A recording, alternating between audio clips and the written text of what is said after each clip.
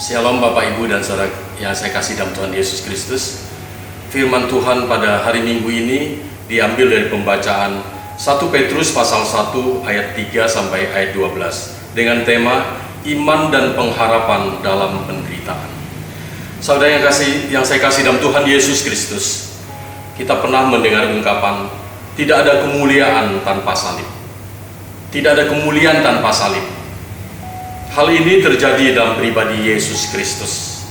Kristus mengalami penderitaan lebih dahulu, baru dia dimuliakan. Kita sebagai pengikut Kristus juga akan mengalami hal yang sama.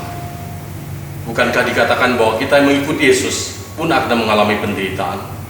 Bahkan Rasul Paulus dalam suratnya kepada jemaat di Filipi, pasal 1 ayat 29, mengatakan bahwa penderitaan itu suatu karunia. Ketika kita percaya pada Yesus Kristus, kita harus bersedia untuk menderita bagi Dia. Saudara yang saya kasih dalam Tuhan Yesus, melalui suratnya Rasul Petrus mengingatkan ke jemaat pada saat itu, jemaat sedang tersebar ke berbagai wilayah pada saat itu. Di ayat 1 mengatakan jemaat tersebar di Pontus, Galatia, Kapadokia, Asia Kecil dan Bitinia, dan mereka sebagai orang-orang pendatang. Itu berarti kondisi mereka sebagai minoritas hadir di berbagai tempat. Mereka tersebar oleh karena mereka mengalami penganiayaan karena iman kepada Yesus Kristus. Tentu situasi itu tidak mengenakan. Mereka mengalami penganiayaan, mereka hidupnya dipersulit, mereka dihina dan sebagainya. Tapi dalam kondisi itulah Rasul Petrus ingin menguatkan jemaat lewat suratnya ini. Saudara yang saya kasih dalam Tuhan Yesus, bagaimana supaya jemaat tetap teguh dalam iman dan pengharapan ketika mengalami situasi yang tidak mengenakan, yaitu ada dalam penganiayaan, ada dalam pencobaan, ada dalam kondisi menderita. Kita melihat ada 3 hal di sini yang saya dapat sampaikan. Yang pertama, Rasul Petrus bersyukur menjadi umat pilihan Allah. Itu ayat yang ketiga sampai ayat yang kelima. Alasan Rasul Petrus memuji Tuhan, itu sukacita terbesar yang tidak dapat dibayar, ditukar dengan apapun juga. Alasan dia memuji Tuhan karena pekerjaan dan kehendak Allah yang sudah terencana dalam kehidupannya boleh menyelamatkannya lewat imannya kepada Yesus Kristus yang telah mati di kayu salib, bahkan yang telah bangkit kembali daripada kematian, yang minggu lalu kita memperingati sebagai hari Paskah, hari kebangkitan Kristus, hari kemenangan Kristus. Kita pun harus hidup dalam kemenangan Kristus itu di tengah situasi apapun juga. Saudara yang saya kasih dalam Tuhan Yesus Kristus, sukacita kita selama ini yang terbesar itu apa? Apakah sukacita kita karena kita merasakan kita sehat, pekerjaan kita lancar, kita memiliki harta benda, keuangan yang banyak? Itu hanya sementara. Tapi Rasul Paulus mengajak jemaat yang berada di tengah-tengah penderitaan itu untuk melihat bahwa sukacita terbesar dalam kehidupan kita sebagai orang percaya adalah ketika saya dan saudara sudah percaya pada Yesus Kristus, sudah dipindahkan dari maut kepada kehidupan yang kekal. Itu yang terjadi dalam kehidupan umat Tuhan. Dan yang kedua, Rasul Petrus menjelaskan bahwa ada maksud Tuhan di tengah penderitaan. Apa yang kita alami bukan sesuatu yang kebetulan. Tuhan mengerti kita, bahkan rambut di kepala kita jatuh pun Tuhan tahu. Maka Rasul Paulus juga mengingatkan kepada jemaat bahwa Allah turut bekerja dalam segala sesuatu untuk mendatangkan kebaikan bagi kita yang terpanggil sesuai dengan rencana Allah. Tidak ada sesuatu yang kebetulan terjadi dalam kehidupan kita sebagai umat Tuhan, termasuk mengalami situasi sulit, dianiaya, mengalami kondisi yang sungguh tidak mengenakan dalam kehidupan kita, apalagi iman kita pada Yesus Kristus yang membuat kita terkucilkan, teraniaya, dan sebagainya. Rasul Petrus menjelaskan bahwa ada maksud Tuhan di tengah-tengah penderitaan yang dialami oleh umat Tuhan. Itu jelas di ayat 6 sampai ayat ke-9. Rasul Petrus mengingatkan jemaat bahwa penderitaan adalah cara Allah untuk menguji iman umatnya. Hidup itu perlu ada ujian. Orang sekolah aja ada ujian. Ya, kasus COVID, anak saya juga harus belajar di rumah berpanjang waktu sampai bulan Mei. Bosan juga.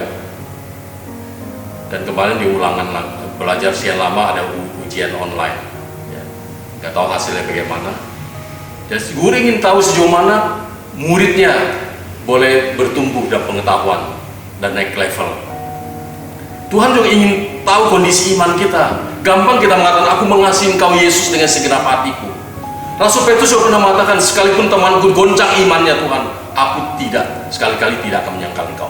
Mati bersama Engkau pun, aku tidak akan menyangkal Engkau. Bagaimana Tuhan tahu kepastiannya? Tuhan juga sudah tahu bahwa sebelum ayam berkokok, Kau sudah menyangkal aku 3 kali. Dalam kehidupan kita gampang menyanyi, memuji Tuhan, aku mengasihi Engkau. Ada saatnya setiap kita akan mengalami yang namanya ujian iman itu. Ya, kebanyakan ujian iman sih lewat situasi sulit, penderitaan, untuk melihat kita sungguh-sungguh nggak murni nggak iman kita, sungguh nggak kita mengasihi Tuhan. Bukankah banyak orang punya motivasi untuk ikut Yesus? Kelihatan bisa aktif, tapi motivasi di balik itu Tuhan tahu. Ketika situasi sulit, masih bertahankah dalam iman? Orang ikut Yesus menghadapkan mujizat. Ketika tidak ada mujizat, apakah masih setia ikut Tuhan? Apalagi mengharapkan berkat jasmani. Ketika tidak terjadi mujizat, masih setiakah ikut Tuhan? Mujizat terbesar bagi saya dan saudara, ketika Yesus mati di kayu salib, Dia bangkit kembali, Dia memberikan kemenangan. Dan saya dan saudara boleh percaya Yesus mengalami keselamatan. Itu mujizat terbesar yang tidak pernah dapat kita bayar oleh apapun juga. Maka itu bukan pekerjaan kita, kata Paulus, tapi semata-mata anugerah Tuhan. Untuk itu kita patut bersyukur, memuji nama Tuhan atas keselamatan itu. Allah memakai penderitaan memuji iman umatnya. Tapi iblis juga memakai kesulitan juga untuk meragukan kita, membuat kita ragu akan kasih Allah. Cara Allah untuk melihat sejauh mana kemurnian iman umatnya, maka dikatakan diuji seperti api. Bicara api, bicara penderitaan, percobaan. Semakin murni kan. Ayub dalam pasal 23 ayat 10 mengatakan, Ia tahu jalan hidupku, seandainya Ia menguji aku akan timbul seperti emas. Ada banyak hal yang Tuhan izinkan terjadi dalam kehidupan kita untuk menguji iman kita. COVID-19 belum berlalu dari negeri kita. Ada ujian iman di dalamnya. Apakah kita hidup penuh kekhawatiran? Atau di tengah kekhawatiran kita ingat ada Tuhan pelihara hidup kita. Kita beriman juga semua memakai akal budi.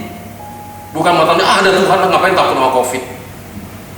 Kita beriman yang juga realistis, kita juga perlu taati aturan pemerintah. Bukankah orang-orang yang mengatakan berani beriman, berani melawan COVID, tapi melanggar aturan, kalau sudah terpapar, bagaimana? Allah untuk mendewasakan iman kita, Dia pakai situasi sulit. Semakin kita dewasa, kita akan semakin bertahan dalam penderitaan. Memahami, memiliki sikap yang benar di dalam penderitaan itulah menunjukkan kita dewasa atau tidak. Ada satu kisah nyata ya, saya baca dari sebuah buletin misi di sebuah gereja ya, di sebuah yayasan yang menyaksikan tentang pekerjaan Tuhan, tentang misi di sebuah negara. Di negara tersebut penginjilan itu dilarang. Tapi seorang bapak itu dia terus menginjili, dan ketika ditangkap dia dipenjarakan, dan di penjara dia justru leluasa menginjili, memenangkan banyak orang dibawa pada Yesus Kristus. Dia tidak bisa diam, dia ingin keselamatan dia peroleh, orang lain pun peroleh, dan penjara bukan menjadi halangan bagi dia, dan dia terus menginjili dan banyak orang bertobat. Dan setelah masa tahanannya selesai, dia keluar menghirup alam bebas. Dalam hatinya dia tidak bebas. Dia bergelisah seperti Rasul Paulus. Kalau tidak menginjili, rohnya nggak tenang. Lalu dia menginjili, tertangkap lagi, masuk penjara lagi, dia terus menginjili, dan berulang-ulang berkali-kali sampai akhirnya dia dilepaskan. Tapi dia tidak mau dilepaskan. Dia mengatakan, biarlah aku tetap tinggal di penjara ini. Dan orang lain heran, Tapi bagi dia bukan sesuatu yang harus membuat orang lain mungkin terkejut, bagi dia tidak. Daripada dia hidup di alam bebas, dia terus menginjili, tangkap, keluar masuk penjara, itu merupakan niat dia yang baik. Dia tetap mengerjakan itu, dia tinggal di penjara. Dan di penjara lah, dia bilang aku ingin sampai mati di penjara. Yang jelas setiap hari aku bisa menginjili. Itulah contoh orang yang benar-benar murid sejati, yang memahami penderitaan itu bukan sesuatu yang menghalangi dia untuk menceritakan tentang Yesus Kristus. Ini kisah yang luar biasa.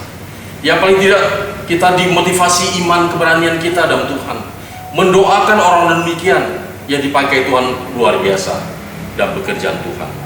Saudara kasih dalam Tuhan Yesus Kristus, yang terpenting yang ingin Rasul Petrus katakan berjemaat adalah sebagai umat pilihan, mereka telah diselamatkan karena percaya dan beriman pada Yesus Kristus. Sekalipun jemaat pada saat itu belum pernah melihat Yesus secara langsung muka dengan muka, tapi dalam hati mereka beriman dan percaya kepada Yesus Kristus. Dan yang ketiga, Rasul Petrus menjelaskan bahwa keselamatan itu diselidiki oleh para nabi dalam perjanjian lama, bahkan ingin diketahui oleh malaikat-malaikat. Ini berarti bahwa keselamatan dalam Yesus Kristus yang terjadi, yang berlaku bagi umat Tuhan dalam zaman perjanjian baru ini, sesuatu yang sangat berarti, sesuatu yang berharga. Tujuannya agar kita mengalami keselamatan kekal ketika kita percaya pada Yesus Kristus. Ini adalah anugerah terindah dalam hidup umat Tuhan. Saudara kasih dalam Tuhan Yesus Kristus, bagaimana jemaat dapat tetap bersuka cita, tetap beriman dan tetap berpengharapan dalam menghadapi penderitaan? Pertama, jemaat harus bersyukur bahwa mereka adalah umat pilihan Allah. Allah memilih kita, bukan kebetulan. Itu sesuai dengan rencananya. Berbahagialah saya dan saudara, selagi hidup sudah percaya Tuhan Yesus dan kita disebut umat pilihan Allah. Dan mereka aman dalam perlindungan Tuhan yang berkuasa. Orang yang percaya Tuhan Yesus, milik Tuhan Yesus, Tuhan jaga. Bukan berarti kita hidup sembarangan, bukan berarti kita memperalat Tuhan dengan tidak takut kepadanya dan sembarangan hidup kita. Tapi kita tidak usah takut kalau ada penganiayaan, penderitaan oleh karena iman kita. Jangan sampai kita menyangkal Tuhan, meninggalkan Tuhan. Banyak kisah kan, orang meninggalkan Tuhan, menyangkal Tuhan, menjual Tuhan, menukar imannya yang tadinya percaya Yesus sungguh-sungguh karena sesuatu hal, mungkin karena pekerjaan, mungkin karena pernikahan, mereka rela meninggalkan iman yang sejati dalam Yesus Kristus, berpindah ke yang lain. Kemuliaan kekal yang Allah sediakan jauh lebih berharga daripada penderitaan sesaat. Maka harus tetap setia kepada Tuhan di tengah penderitaan. Disitulah menunjukkan kita dewasa tidak iman kita pada Yesus Kristus. Kesulitan dipakai Tuhan untuk mendewasakan kita. Selama ini apa yang kita alami? Apakah kita menyadari ada maksud Tuhan di dalamnya, ingin kita semakin dewasa dalam Tuhan? Marilah sebagai orang percaya tetap bersuka cita dalam Kristus, sekalipun mengalami duka cita karena berbagai pencobaan. Marilah kita tetap beriman dan berharap kepadanya di tengah berbagai persoalan hidup yang dihadapi. COVID-19 membuat kita berjarak, terpisah dari satu sama yang lain. Kita belum bisa beribadah di gedung gereja, tapi tidak apa-apa. Kita tetap bersemangat tinggal di rumah, dan kita semakin mendekatkan diri kepada Tuhan. Banyak berdoa, membaca firman Tuhan, mengoreksi diri kita, introspeksi diri kita, memperbaiki diri kita akan semakin baik lagi. Boleh dipakai Tuhan di dunia ini selagi ada kesempatan, agar kita semakin dewasa dalam menyikapi berbagai macam penderitaan. Marilah kita saling mendukung dan menguatkan di antara kita melalui doa, melalui firman Tuhan yang kita share, dan kita juga selalu berbuat baik, terutama di antara kita sebagai teman seiman dan juga di luar iman kita. Kita boleh menjadi berkat. Semakin kita menyadari ada penderitaan untuk mendewasakan iman kita, kita bertahan dalam iman kita, dan kita semakin banyak berdoa, banyak membaca firman Tuhan, dan juga semakin banyak berbuat baik. Itu tanda bahwa kita semakin dewasa dalam Tuhan. Kiranya Tuhan memberkati kita. Amin.